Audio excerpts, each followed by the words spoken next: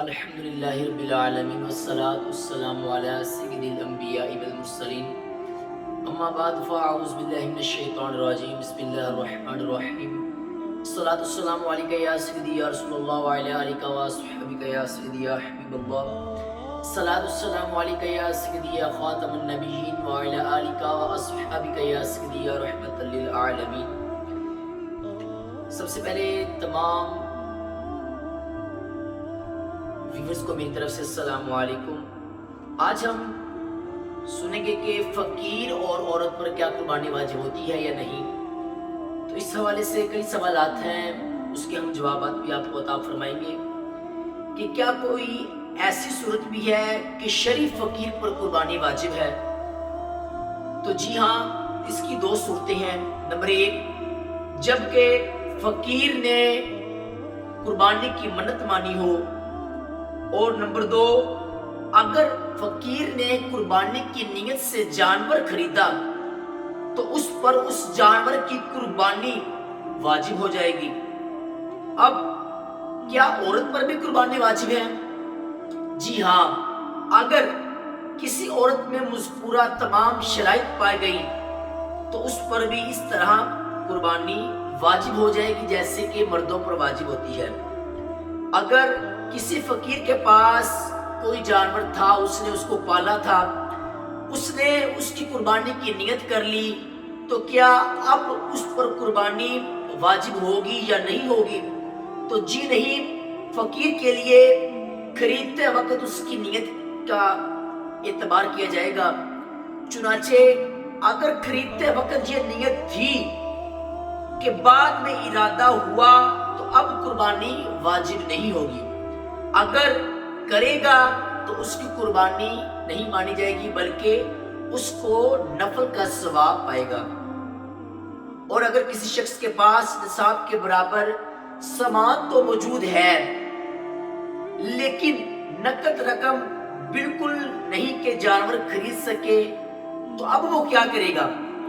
اگر ممکن ہو تو کسی سے قرض لے کر قربانی کر لے، بعد میں لوٹا دے، یا گھر کا کوئی سامان بیچ کر بھی قربانی کی جا سکتی ہے۔ اب کیا دوسرے کی طرف سے بھی قربانی کی ادائیگی ہو سکتی ہے یا نہیں ہو سکتی؟ بعض لوگ اس طرح کرتے ہیں کہ مثلا ایک سال اپنی طرف سے اس نے قربانی کر لی، دوسرے سال اپنی زوجہ کی طرف سے قربانی کر لی، اور تیسرے سال کسی اور کے نام کی۔ کیا یہ طریقہ درست ہے؟ تو اصل مسئلہ جو ہے وہ یہ ہے کہ قربانی کے 3 دنوں کے کسی بھی حصے میں مذکورہ اگر شرائط گھر کے جس فرد میں جمع ہو گئی تو اس پر قربانی واجب ہو جائے گی۔ مثال کے طور پر ایک گھر میں 4 افراد ہیں، فار ایگزامپل باپ، ماں، بالغ بیٹا یا بالغ بیٹی۔ پھر قربانی کے 3 دنوں میں سے کسی بھی دن کے کسی بھی حصے میں ان 4 میں سے تمام پر کسی پر بھی شرائط پائی گئی تو اب سب پر اپنے اپنے حصے کی قربانی واجب ہو جائے گی۔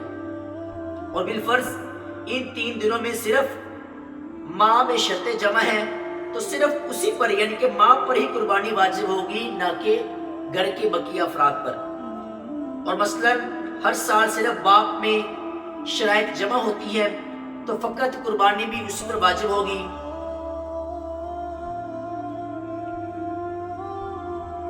دوسروں پر نہیں ہوگی۔ اب فرض کیجئے کہ یہ چاہتا ہے کہ اس سال زوجہ کی طرف سے کرے، اور اس صورت میں 2 جانور لانے ہوں گے، ایک اپنی طرف سے وہ واجب ادا کرنے کے لیے اور دوسرا زوجہ کے لیے بطور نفل کے طور پر۔ اور اگر ایسی صورت میں فقط ایک ہی جانور زوجہ کی طرف سے ذبح کیا تو یہ نفل قربانی ہوگی، کیونکہ زوجہ میں شرائط جمع ہی نہ تھی اور خود یہ شخص واجب ترک کرنے کی بنا پر گناہ گار ہوگا۔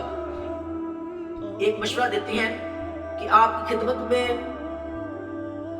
مخلصانہ مشورہ یہی ہے کہ آپ جب بھی قربانی کے دن پائیں تو سب سے پہلے کسی سنار سے 52.5 تولے چاندی کی قیمت معلوم کر لیں، پھر گھر کے ہر فرد میں مذکورہ شرائط تلاش کریں، جس میں شرائط پائی گئی ان کی طرف سے خوش دلی کے ساتھ قربانی ادا فرمائیں، وگرنہ گناہ گار ہوتے رہیں گے۔